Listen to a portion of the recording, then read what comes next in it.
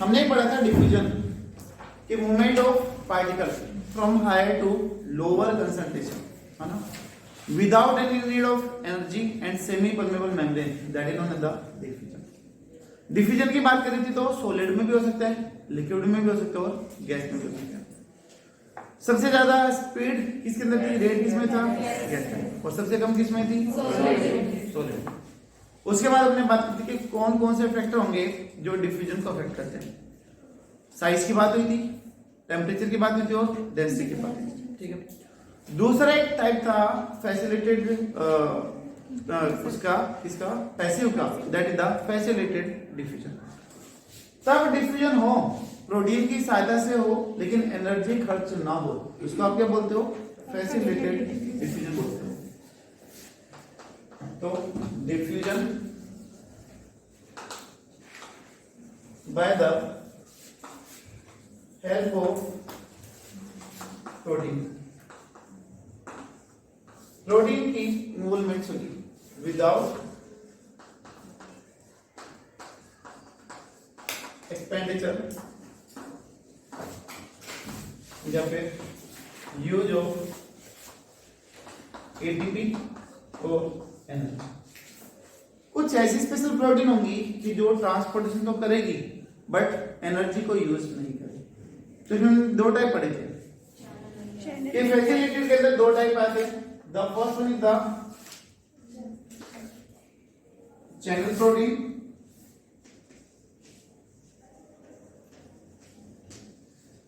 and the second one is the carrier protein, channel protein and the carrier protein। इन दोनों के बीच में हमने difference भी देखा था कि जो चैनल प्रोटीन होगी they are the tube like structure in the cell membrane.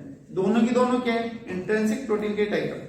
वो प्रोटीन जो सेल मेम्ब्रेन के अंदर एम्बेडेड रहेगी उनको आप क्या बोलते हो, इंट्रिंसिक बोलते हो। जो बाहर की तरफ हो तो एक्सट्रिंसिक बोलते हो।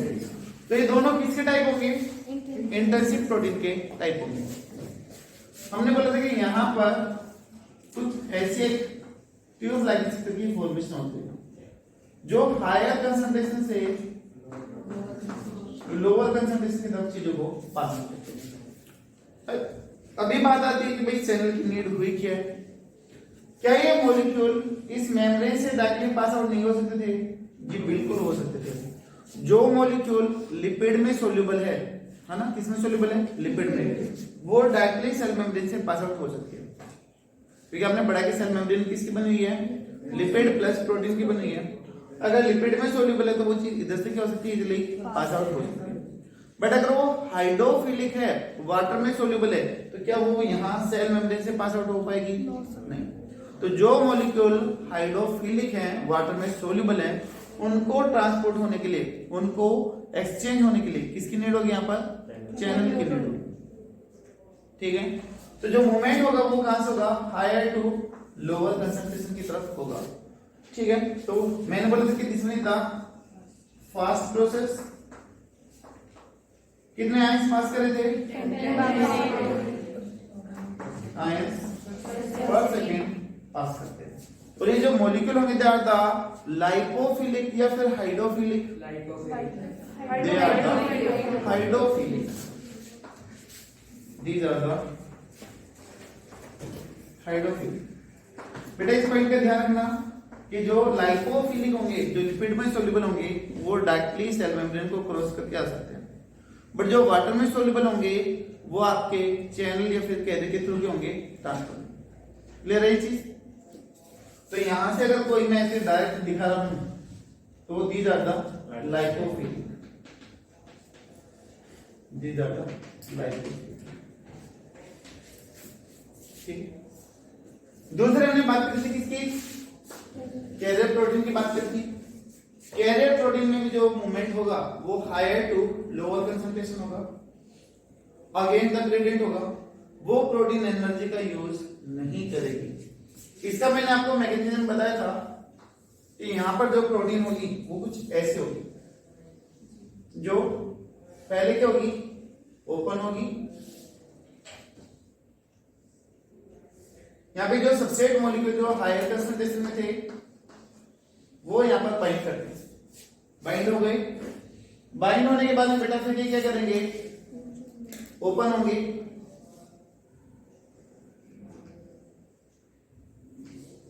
और जो मॉलिक्यूल इधर बाइंड हुआ था वो इधर क्या जाएगा, रिलीज हो जाएगा।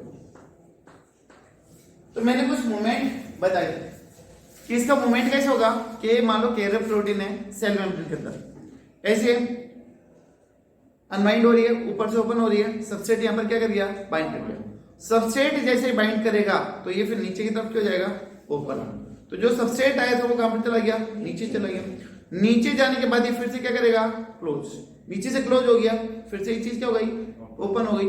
ओपन फिर से क्या करेगा, सबस्ट्रेट बाइंड करेगा। सबस्ट्रेट बाइंड करने के बाद में फिर से ये चीज क्या करेगी, ओपन। लगातार ये मूवमेंट चलता जाएगा। लेकिन ये मूवमेंट कब तक चलेगा, जब तक सैचुरेशन पॉइंट ना आ जाए। सैचुरेशन पॉइंट का मतलब कि तब दोनों तरफ कंसंट्रेशन इक्वल ना हो जाए।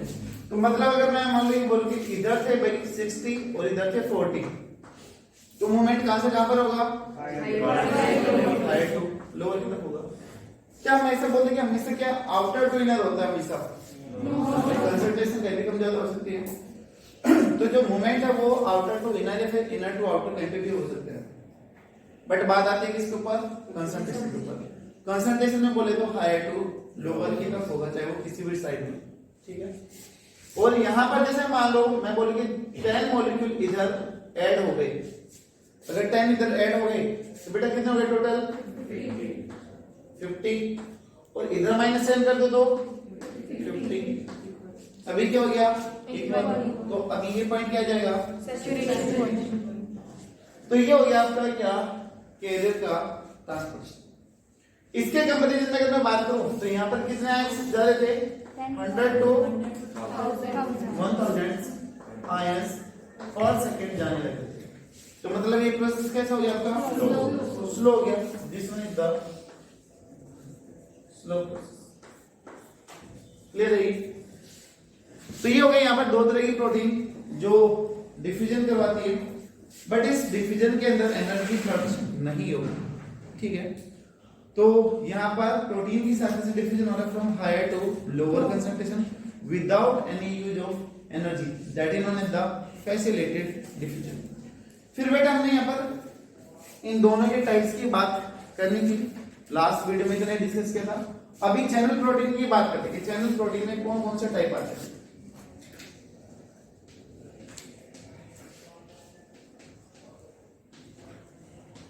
चैनल प्रोटीन ट्रांसपोर्ट पहला आया था आयन चैनल्स। आयन चैनल्स को भी बेटा हमने दो पार्ट में डिवाइड किया था, अपगेटेड एंड द गेटेड। फिर बेटा गेटेड में भी हमने दो बात करी थी, वोल्टेज गेटेड, वोल्टेज गेटेड को आप पोटेंशियल गेटेड भी बोलते हैं। पोटेंशियल के चार्ज के डिफरेंस से आपको पोटेंशियल कहलाता है। तो इसमें आंसर होना था potential gated. Second one is the ligand gated, और आंसर होना था केमिकल गेटेड। पहला हो गया आंसर। दूसरा हमने पढ़ा था वाटर चैनल। वो चैनल, वो प्रोटीन जो वाटर का ट्रांसपोर्ट करवाते हैं, they are known as the water channels, और also known as the aquaporins. इनको एक्वापोरिस भी बोलते हैं, ठीक है। तीसरा टाइप आ गया बेटा porin. Third one is the porin. Porin एक जनरल वर्ड है कि कोई भी जो पोर होता है उसको क्या बोलते हैं, पोरिन बोलते हैं। आप लोगों ने ग्राम नेगेटिव बैक्टीरिया पढ़ा होगा, उसकी मेम्ब्रेन में भी पोर होते हैं, तो पोरिन हो गया। आप लोगों ने सेल वाले चैप्टर में पढ़ा होगा माइटोकॉन्ड्रिया एंड द क्लोरोप्लास्ट। एक वर्ड आता है कि these are the endosymbiont to the Monera kingdom, वैसे पढ़ा है ना कि जो ये माइटोकॉन्ड्रिया क्लोरोप्लास्ट है, ये बैक्टीरिया या फिर ब्लूगिनियल से राइज हुए, उनके बीच में हम कुछ सिमिलरिटीज की बात करते हैं। क्या क्या सिमिलरिटीज है, दोनों के अंदर खुद का डीएनए, बैक्टीरिया में भी खुद का DNA, circular DNA, mitochondria chloroplast में भी खुद का सर्कुलर डीएनए। बैक्टीरिया में 70s राइबोसोम है, माइटोकॉन्ड्रिया क्लोरोप्लास्ट के अंदर भी 70s राइबोसोम आ जाते हैं। इसके अलावा they have the porin, bacteria में पोरिन होते हैं, इन दोनों के अंदर भी क्या मिलेंगे, पोरिन मिलेंगे। इसके अलावा bacteria can divide the binary fission, binary fission से डिवीजन कर सकता है। Mitochondria and chloroplast can also show the binary fission. क्योंकि तो इसलिए बोला जाता है कि चीज कहां से अराइज होके आई है, बैक्टीरिया से अराइज होके आई है।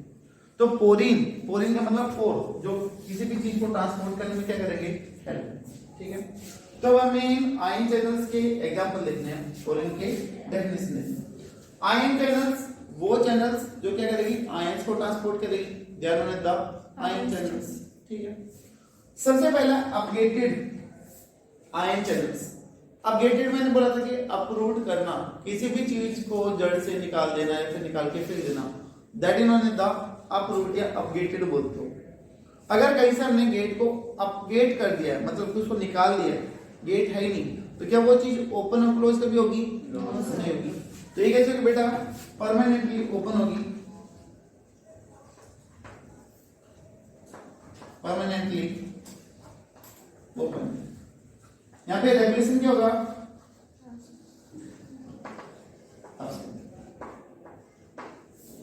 तो डेफिनेशन हो गया गेटेड की कि दीज आर परमानेंटली ओपन। दूसरा है यहां पर बेटा क्या, गेटेड, जिसके ऊपर गेट लगा हुआ। अगर किसी बिल्डिंग के, किसी घर पे, किसी रूम पे अगर गेट लगा हुआ है तो वो चीज ओपन भी हो सकती है और क्लोज हो सकती है। तो अगर ओपन या फिर क्लोज होगी तो गेट की ओपनिंग और क्लोजिंग किसके ऊपर डिपेंड करेगी, उसके ऊपर। यहाँ पर दो टाइप है, वोल्टेज रेटेड या फिर पोटेंशियल रेटेड। तब उसके ओपन होने के लिए, क्लोज होने के लिए चार्ज रिस्पॉन्सिबल हो। क्या रिस्पॉन्सिबल हो, चार्ज। तो यहां पर हम चार्ज की बात करते हैं। Charge is responsible for opening and closing of the gate. This one is known as the voltage या फिर पोटेंशियल गेटेड। ठीक है, आपने पढ़ा सोडियम पोटेशियम पंप के बारे में बात करोगे। स्टोमेटा ओपनिंग के अंदर हम बात करते हैं पोटेशियम क्लोरीन पंप की बात करते हैं, हाइड्रोजन पंप की बात करते हैं। बेटा अब ये आपके चार्ज की वजह से ओपन या फिर क्लोज होंगे। दूसरा कौन सा, लिगेंड गेटेड या फिर केमिकल गेटेड, जिनकी ओपनिंग और क्लोजिंग के लिए केमिकल्स रिस्पॉन्सिबल हो, ना कि चार्ज रिस्पॉन्सिबल हो। चार्ज क्या है वो मायने नहीं रखेगी, बल्कि कौन सा केमिकल आया उसकी वजह से उसकी ओपनिंग और क्लोजिंग रिस्पॉन्सिबल हो। आप लोगों ने 10th में पढ़ा होगा नर्वस सिस्टम, नर्वस सिस्टम पढ़ा है। नर्वस सिस्टम में आपने नर्व सेल पढ़ी होगी। नर्व सेल्स में आप पढ़ते हो कि साइटोन, डेंड्राइट्स, फिर लास्ट में आके एक्सोन। और बेटा एक्सोन के छोटा सा डायग्राम बनाते हैं।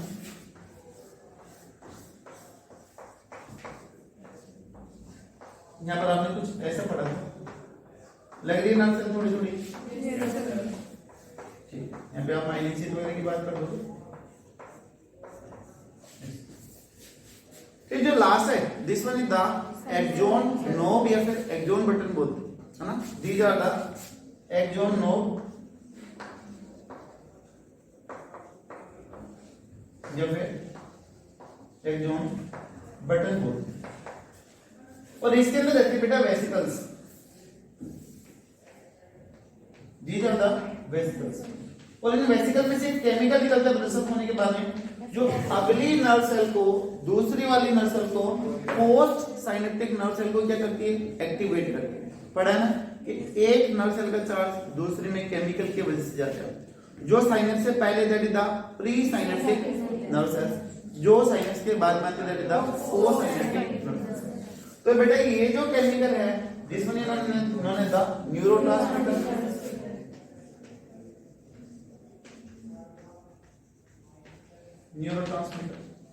न्यूरोट्रांसमीटर में एक सबसे जो फेमस नाम आता है एसिटाइल।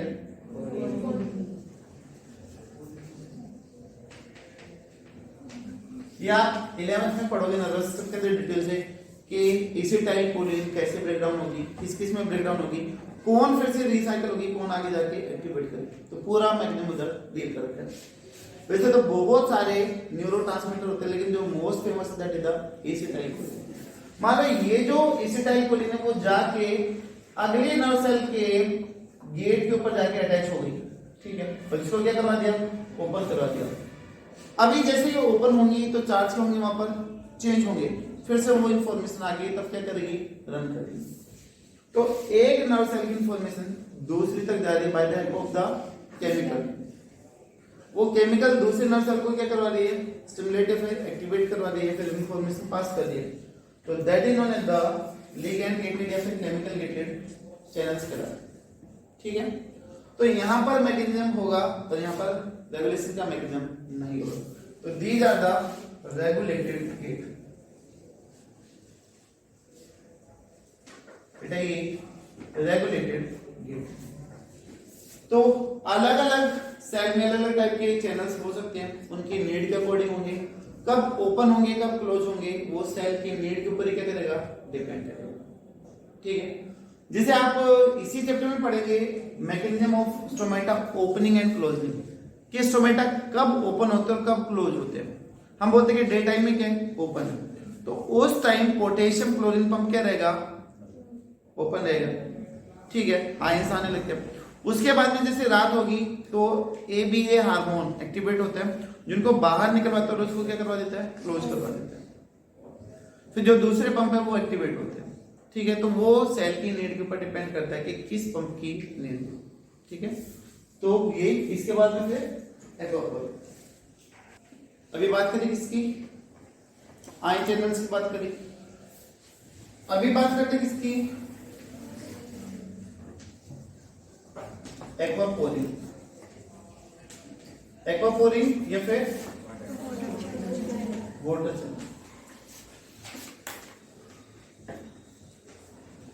भाई वो चैनल जो किसको ट्रांसपोर्ट करे, वाटर को ट्रांसपोर्ट करे, तो वो क्या कहलाएगा, आपका एक्वापोरिन कहलाएगा।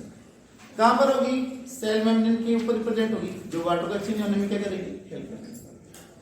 हमारी जो एक सेल है उसकी मेम्ब्रेन के ऊपर लगभग 8 डिफरेंट टाइप्स के ऐसे पोरिन है जो वाटर को ट्रांसपोर्ट कर सकते हैं।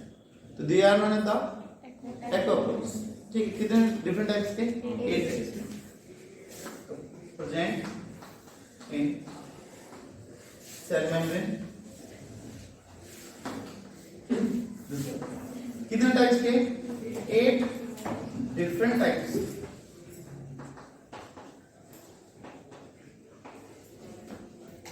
एक्वापोरिन्स आर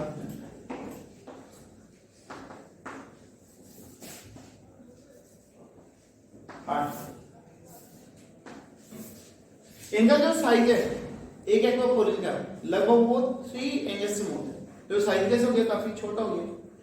तो जो वाटर है वो एक सिंगल फिल्म की फॉर्म में क्या होगा, पास आउट होगा। जिसमें एक वाटर मॉलिक्यूल है वो ऐसे पास ना होके बल्कि वो ऐसे पतली सी फिल्म में क्या होगा, पास आउट होगा।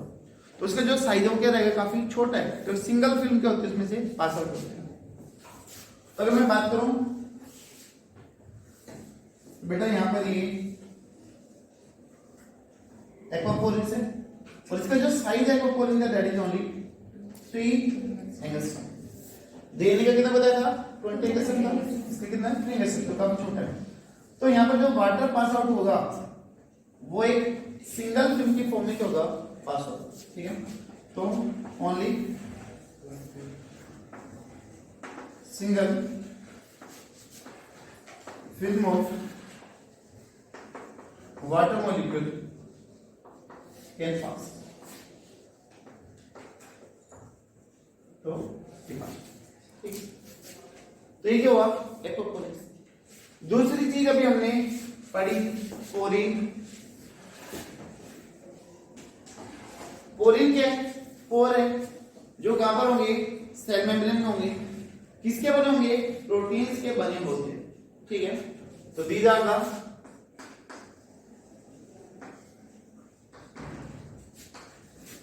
लार्ज साइज, लार्ज साइज के पोर होते हैं, मेड अप ऑफ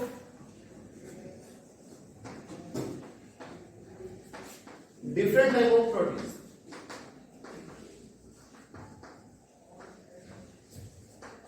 जो अलग अलग प्रोटीन से बने हुए। ये किसको पास करेगा? जिसका मॉलिक्यूलर वेट ज्यादा है फिर कम है, जिसका वेट कम है उन्हीं को ये अलाउ करते, नहीं तो नहीं करते। ठीक है, यहाँ पे इस चीज का प्लीज ध्यान रखना कि लार्ज साइज देखो, आप लार्ज साइज देख के आप ये मत करना कि लार्ज मॉलिक्यूलर वेट मॉलिक्यूल को पास करते हैं। साइज कैसा होना चाहिए उनका? छोटा। अगर बड़ा होगा तो उसमें कुछ जाएगा, स्टक हो जाएगा, तो वो इजीली पास नहीं करता है। ठीक है, तो pass only small molecular weight molecule, जिनका molecular weight कम होगा उनको ये क्या करते हैं? अलाउ। जो पोरीन बने बेटा वो किसकी वजह से बने? प्रोटीन की अरेंजमेंट की वजह से बने। कैसे बने देखिएगा, मैं आपको कोशिश करता हूं समझाने की। ये सेल मेम्ब्रेन है, इधर है ये प्रोटीन, हाँ कोई एक प्रोटीन है, ये इधर ऐसे रोटेट हो रही है, फिर ये ऊपर की तरफ चली गई, फिर ये नीचे आ गई, ऐसे कुल मिला के प्रोटीन घूमने लगेगी, है ना। जैसे मान लो ये मेरी फिंगर है, ये क्या प्रोटीन है, एक तरीके से फोल्ड हो रही है, ऐसे फोल्ड हो गई और ऐसे फोल्ड होगी, कुछ ऐसे अरेंज हो गई, है ना। प्रोटीन है, हेलिक्स चलने लगी, हेलिक्स चलती जा रही है, हेलिक्स तब लास्ट में जाके जुड़ गई, ऐसे फोल्ड हो गई, तो मेम्ब्रेन के अंदर क्या बन गया? पोर बन गया। पोर बना ना भाई, है तो ये क्या प्रोटीन की हेलिक्स है, बट जुड़ के क्या बना दिया? ये पोर की फॉर्मेशन कर दिया, जिसमें से चीजें इजीली क्या हो सकती है? पास आउट हो सकती है। तो यहाँ पे ये जो प्रोटीन होगी they will be in the helical manner, ये किस फॉर्म में होंगी? हेलिकल मैनर में होंगी।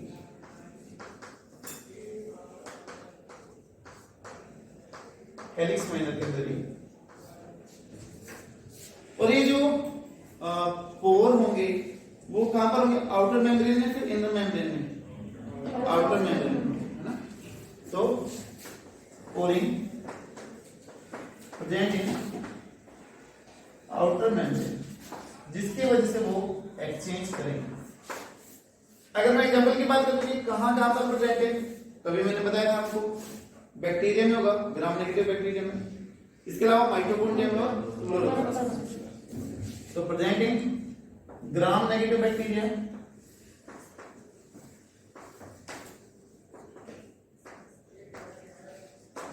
Mitochondria and the chloroplast.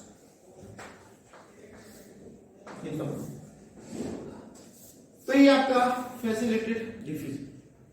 जो फैसिलिटेटेड डिफ्यूजन है बेटा वो स्पेसिफिक टाइप का है, ऐसा नहीं कि ये हर किसी मॉलिक्यूल को पास आउट करेगा, ये स्पेसिफिक मॉलिक्यूल को क्या करता है? पास करेगा। ठीक है, जो सेल की नीड होगी या फिर जो सेल के लिए स्पेसिफिक होगा उसी को क्या करेगा? अलाउ करेगा, नहीं तो नहीं करेगा। तो जो फैसिलिटेटेड डिफ्यूजन हो कैसे हो गया? स्पेसिफिक ट्रांसपोर्ट के लिए रिस्पॉन्सिबल होगी। दूसरा ये जो प्रोटीन होगी वो सेंसिटिव नेचर की होगी या नहीं होगी? कुछ ऐसे होते हैं फैक्टर या टॉक्सिक जो प्रोटीन को इनहिबिट करते हैं, तो these are sensitive for the inhibitor. अगर कोई टॉक्सिक आ गया जो प्रोटीन को इनहिबिट करती है तो वो फैसिलिटेटेड डिफिजन को भी क्या कर सकती है? इनहिबिट कर सकती है। तो facilitated diffusion are sensitive for inhibitor. Inhibitor के लिए कैसे होगी वो? सेंसिटिव। क्या यहाँ पर सैचुरेशन पॉइंट अचीव हो सकते हैं? बिल्कुल। तो जितने भी प्रोटीन अगर वो सारी की सारी बुक हो जाए, फिल हो जाए, तो क्या जाएगा? सैचुरेशन पॉइंट आ जाएगा। तो saturation point can saturation point क्या हो सकता है? अचीव हो सकता है जितने भी ट्रांसपोर्टर प्रोटीन है, जितने भी चैनल है, फिर जितने भी कैरियर है, अगर वो सारी की सारी ब्लॉक हो जाए सबस्ट्रेट से, तो क्या जाएगा? आपका सैचुरेशन पॉइंट आ जाएगा। ठीक है, तो यहां पर वही आपका channel protein transport. Carrier protein की भी हमें बात करनी है कि कैरियर में कैसे।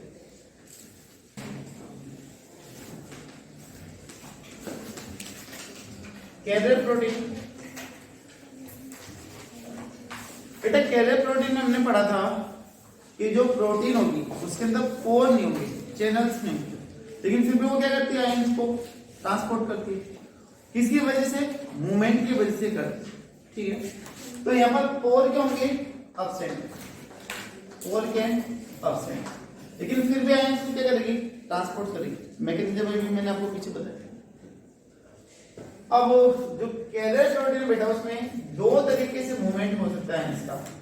पहला तो कौन सा है?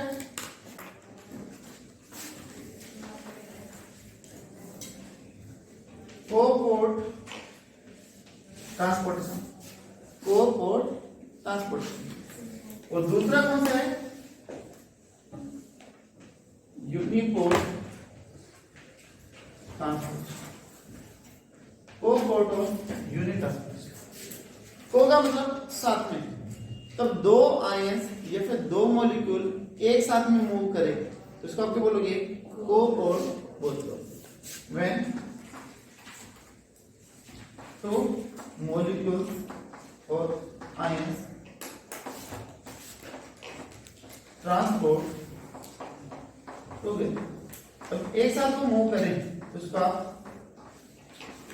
कोपोर्ट या फिर को ट्रांसपोर्ट बोलते।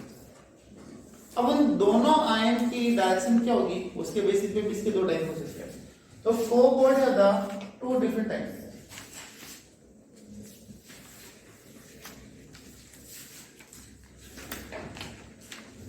पहला टाइप है सिम्पोर्ट।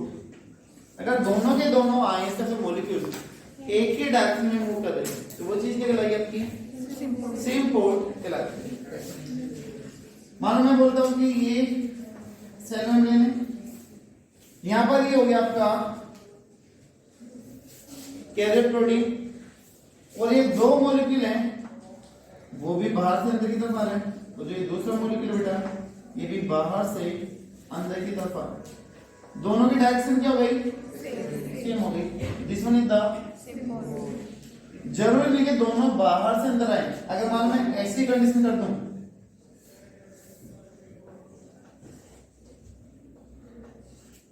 तो भी ये चीज क्या कहलाएगी? सिम्पोर्ट कहलाएगी। सिम का मतलब साथ में, तब दोनों एक ही साथ एक ही डायरेक्शन में मूव कर that is known as the symport. ठीक है, दूसरी कंडीशन बेटा यहां पर एंटीपोड।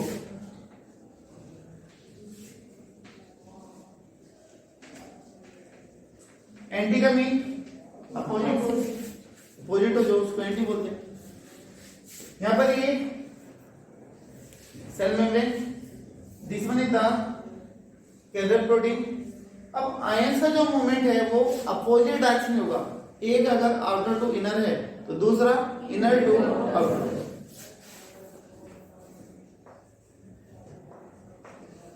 दोनों अपोजिट डायरेक्शन में हुए या नहीं हुए? देखो कौन सा हो गया? लेकिन दोनों में देखो दो मॉलिक्यूल एक साथ मूव कर रहे हैं, एक साथ है तो क्या बोलेंगे इसको? इनकी डेफिनेशन की जरूरत है। ठीक, दूसरा आ गया यहाँ पर यूनिपोर्ट। यूनि का मतलब एक मॉलिक्यूल एक बार में पास करेगा, दो नहीं जाएंगे बल्कि एक बार में एक ही पास करेगा। तो यहाँ पर बोले कि this one is the cell membrane, this one is the carrier protein and single molecule pass from outer to inner or maybe from inner to outer, but एक बार में एक ही ट्रांसपोर्ट करेगा। तो this one is the uniport transportation. I think sir clear हो? तो ये हो गया आपका कैरियर प्रोटीन। उसके मैग्नेट पहले देख चुके थे और इसके टाइप्स कैरियर प्रोटीन। तो फैसिलिटेड डिफिजन में हमने पढ़ा था आयन चैनल्स और कैरियर प्रोटीन। आयन चैनल्स हमने बात करी किसकी? आयन चैनल्स की बात करी। ठीक है, दूसरा हमने बात करी किसकी? एक्वापोर्ट की बात करी। तीसरा हमने बात करी किसकी? पोरिन। आयन चैनल्स में हमने बात करी थी किसकी? गेटेड और अपगेटेड। ठीक है, गेटेड वाले में हमने दो टाइप पढ़े थे, कौन से? Voltage potential gated. ठीक है, कैरियर प्रोटीन हमने बात करी इसकी मूवमेंट की कि जो प्रोटीन होगी वो फोल्ड करके मूवमेंट करके ट्रांसपोर्ट करती है। अगर एक साथ में दो मॉलिक्यूल जा रहे हैं तो को ट्रांसपोर्ट, अगर एक बार में एक ही जाए तो that is known as the. तो यहाँ पर पैसिव ट्रांसपोर्ट के दो टाइप हमारे कंप्लीट होते हैं, ठीक है, डिफ्यूजन और फैसिलिटेटेड डिफ्यूजन। जो ओस्मोसिस है उसको हम अलग से टॉपिक में पढ़ेंगे, ठीक है। इसके बाद में हम किसको डील करते हैं, एक्टिव ट्रांसपोर्ट को डील करते हैं। एक्टिव ट्रांसपोर्ट क्या है, फिर तीनों का कंपैरिजन करते हैं, डिफ्यूजन, फैसिलिटेटेड डिफ्यूजन और एक्टिव, तीनों के अंदर क्या क्या सिमिलरिटीज है और क्या क्या डिफरेंस है, ठीक है। उसके बाद में फिर ओस्मोसिस।